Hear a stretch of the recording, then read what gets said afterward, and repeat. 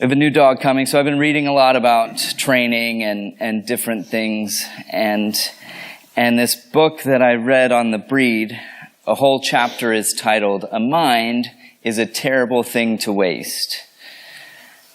And they're talking about the dog brain, but I'm thinking about my brain and your brain too. And we sometimes, I don't want to overstate this, but sometimes we waste our mind when we walk in this door. And we listen to what I have to say or somebody else has to say, and we shut off our brain, and we just let whatever happen. Or it gets worse than that. Sometimes the TV is running, and there's some news playing, and some guy gets on to talk about Donald Trump and faith, and you go, oh, that's a good point. And we've shut off our brain, and we don't hear how terrible that point really is. Our minds are this beautiful thing, and we have a tendency to shut them off when we talk about faith.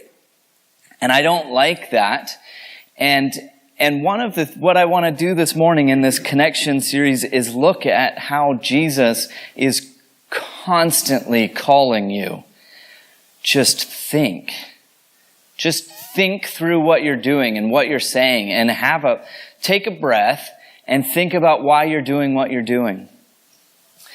It was 1957, and there was a big stir in the news, and there was a lot of heated discussion at Johns Hopkins cafeteria. All the physicists and scientists and people talking about the news event of the weekend, which was the launch of Sputnik. And these two physicists are talking, and they're they're thinking about, well, if there's really something orbiting our Earth right now, we could actually listen to the microwave waves that it's producing as it travels past us. So happens that one of them is some sort of microwave waves PhD scientist, physicist, and he has a receiver in his office that can pick up the 20,000 megahertz, whatever. I don't know. That's a sound thing, right, Sean? Radio frequency. There we go. I think that's sound still. And so they go back to his office and they start listening to see if they can pick up the waves being produced by Sputnik as it travels across.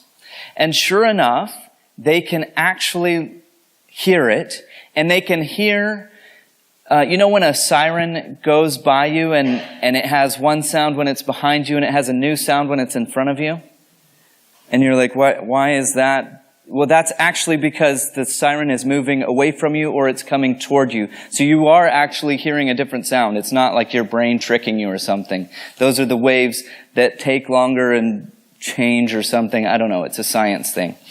And so in this process, they can actually track, based on that same science of the way sound waves work, they can track when Sputnik is crossing, and they have proof in their office, these two physicists just sitting there, that Sputnik is real and it is actually orbiting the Earth.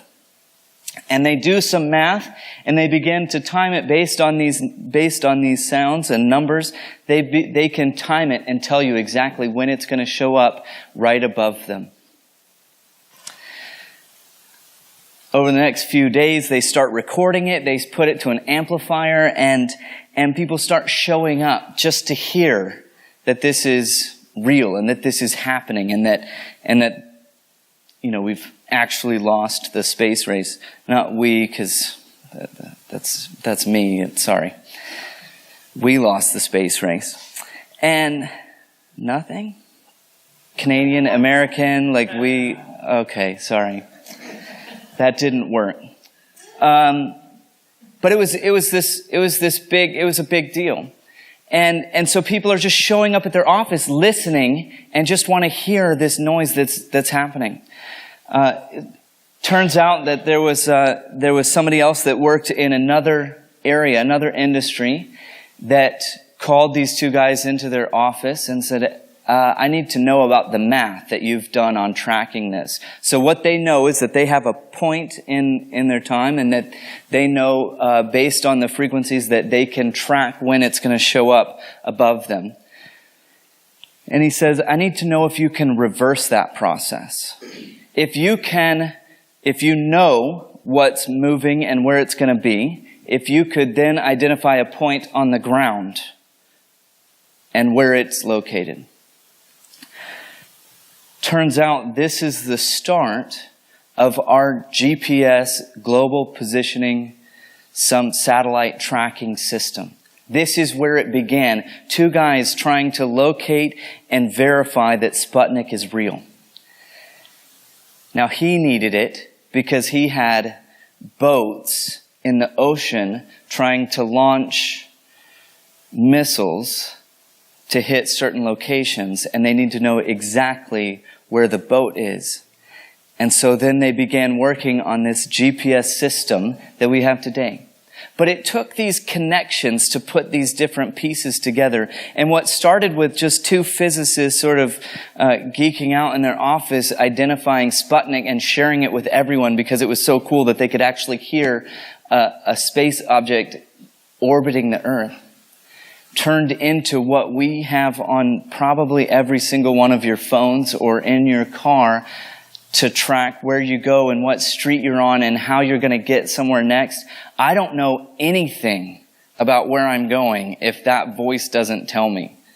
I pay no attention at all. I've shut my brain off, now that we're talking about it. I've shut my brain off to think about directions because I don't have to, because these two guys wanted to hear Sputnik. And somebody else thought, I wonder if that could be done in a different way. So they did the math, and turns out you can do it in reverse and figure this out. All of these great ideas, all of these moments of inspiration happen because our brains are constantly working in the beautiful way that they do to make connections between things. Unfortunately, we tend to shut those connections down when we show up to church or when we read our Bible. So then we're introduced with new ideas and new concepts, and we don't like change. And so we just shut them out. We cover them up. We write a new narrative for ourselves that explains it. A bit coincidental that I transition there to tell you about Darwin's theory of natural selection. So we get this idea that Darwin went and he tracked these, he identified and logged some species and just knew, wow, this is amazing. Look at all these species happening and all these things happening. And he just knew how natural selection works. It took decades for that concept to develop in his brain as he studied his logs and his journals and going back and over them, because our brains are constantly making connections, but it's not always overnight. And our faith develops over time. Our theology develops over time. And always, I want to say, God is calling us and saying, a mind is a terrible thing to waste. So don't. Think through what's happening. And this morning, I'm going to be shorter than normal, but this morning is think. That's it. Just think. Let your mind work. Let it make connections. Let it do that. Let it do that job. I want to look at Matthew 15 as we look at some of these stories, because everywhere that Jesus goes, he tells us to think about what's happening. So what has occurred in sort of tradition, and this occurs in every tradition, it's not unique to Jesus addressing the Jews in his day. It occurs today. We look at our own traditions, and at one point we had the Catholic Church and the Eastern Orthodox Church had to part ways because they thought through some things and they didn't like how it worked. And so they they parted ways. And then over time, we said, now wait a second, the Catholic tradition has done all of these things, and that doesn't make sense anymore. We've just built on and built on and built on. Let's think about what we're actually doing and saying and believing. And so we had the Reformation. And the Reformation took some great thinkers who developed some new traditions, and these traditions have also done the same thing. This is part of this story. We always are here to think through our tradition, to think through our text, to discover what God is teaching us, what God is doing. So Matthew chapter 10, and it's chapter 15, not 10. He called the crowd to him and said to them, this is verse 10, listen and understand. It is not what goes into the mouth that defiles a person, but it is what comes out of the mouth that defiles. And the disciples approached and said to him, you know what? The Pharisees took offense when they heard what you said. And he answered, every plant that my Father has not planted will be uprooted. Let them alone. They are the blind guides of the blind. And if one blind person guides another, both will fall into a pit. A pit. Sometimes it's a fit in our tradition. But Peter said to him, explain this parable to us. Are you also still without understanding? He said, do you not see that whatever goes into the mouth enters the stomach, and whatever goes out and then goes out into the sewer? But what comes out of the mouth proceeds from the heart, and this is what defiles. For out of the heart comes evil intentions, murder, adultery, fornication, theft, false witness, slander. These are what defile a person. But to eat with unwashed hands does not defile. You see, everywhere that Jesus went, he was being watched closely. What are you doing? What are your disciples doing? Are you following the Sabbath? Are you following the cultural traditions or the laws that require you to wash in a certain way before you eat? Are you eating with sinners? Are you consorting with people that you're not supposed to be with? Everywhere he went, he was told, let me check you on that, because this seems like a problem. It seems like a problem that your disciples aren't washing their hands before they eat. And he says, think about what you're talking about. We are concerned about traditions, about that teach us things, and there are legitimate things to learn from, yet we've turned it into a law that doesn't have any meaning for us. It is doing the right things for the wrong reasons. Think about what you're doing. See, because while you're worried about what's going into my mouth, you're losing track of what's coming out of yours. Think about what you're doing. We do this all the time, where we have the right thing for the wrong reason. We train ourselves on what makes us a good person of faith, what makes us righteous in the eyes of God, about what holiness is supposed to be and what it's for. And we forget why. Because we're not thinking through it. Because we don't do the hard work of making the connections and understanding why they're there to begin with. And what Jesus constantly calls us to do is to think about it. He had a lawyer come to him. He says, what do I need to do to be right with God?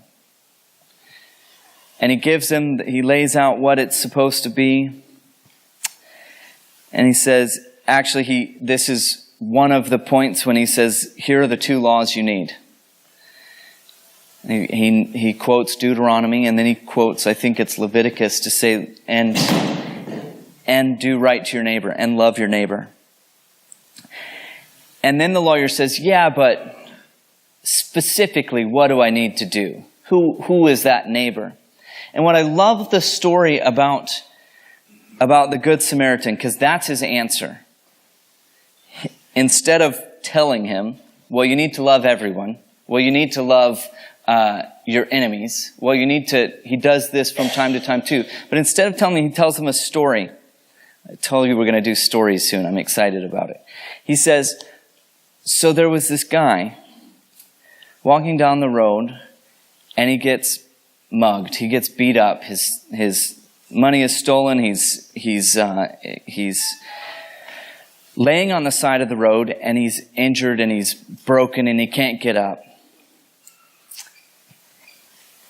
And we'll just put some new words here. And a pastor passes him by and sees him on the side of the road, but it's not good for the pastor to be around blood and guts and stuff. And there's a whole cleanliness thing, so we're still talking about cleanliness here.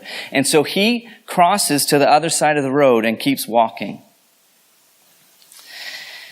And then another religious leader sees him, and for the same reasons or for other reasons also passes him by. And then his enemy, a Samaritan, the most socially, religiously other person that could come to mind, sees him, breaks the cultural laws, takes him in, cares for him, spends his own money to have an innkeeper look after him, and continues the process of care. And he doesn't tell him, now, which person do you want to be like? He just asks the question. Says, who is the neighbor in this story? Even in this moment, he's asking him, think through what you're about to say. Because the obvious answer is that these good guys, these pastors and these religious leaders are the ones that are supposed to be your neighbor.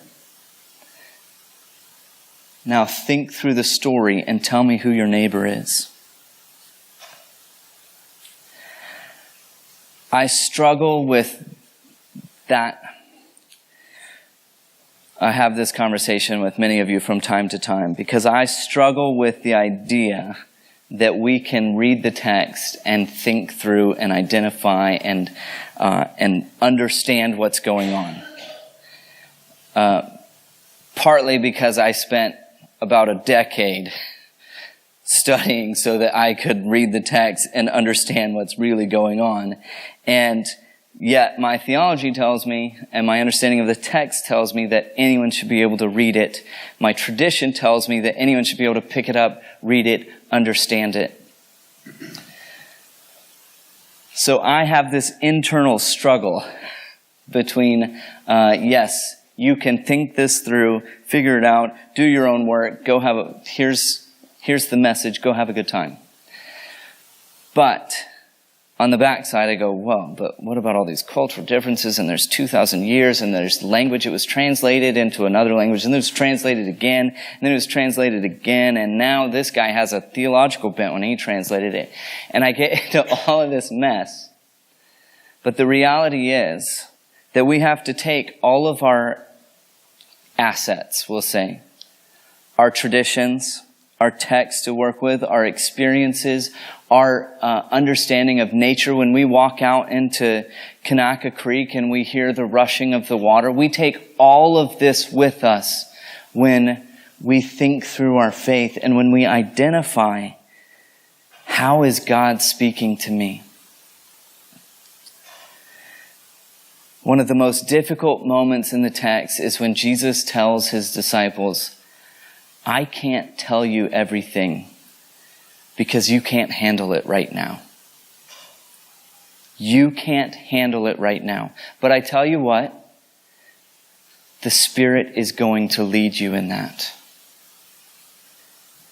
You want to wreck someone's understanding of the Bible and everything that it means, is you talk about, what does it mean when Jesus said, I can't tell you everything right now. it means that we have to do some work on our own.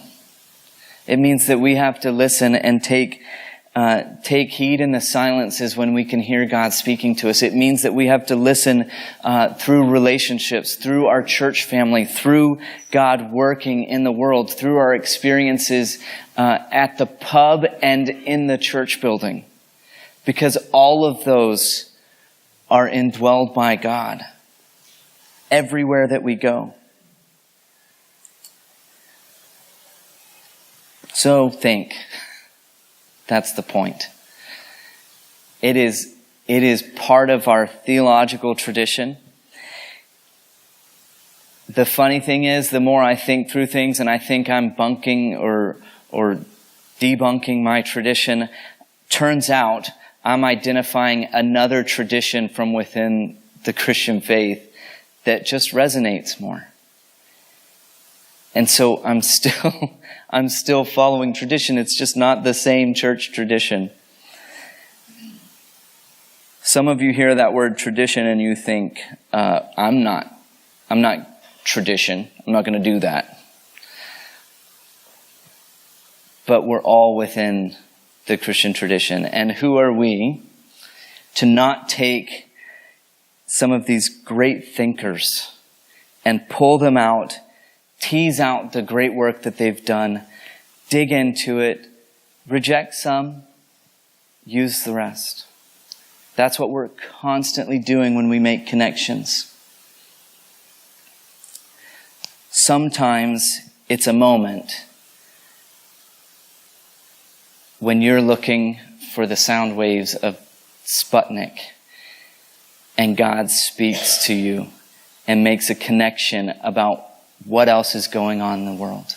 Sometimes it is years of work and living in the world and following Jesus and determining how God can love so much. So think.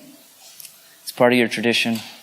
Jesus called us to think because the mind is a terrible thing to waste.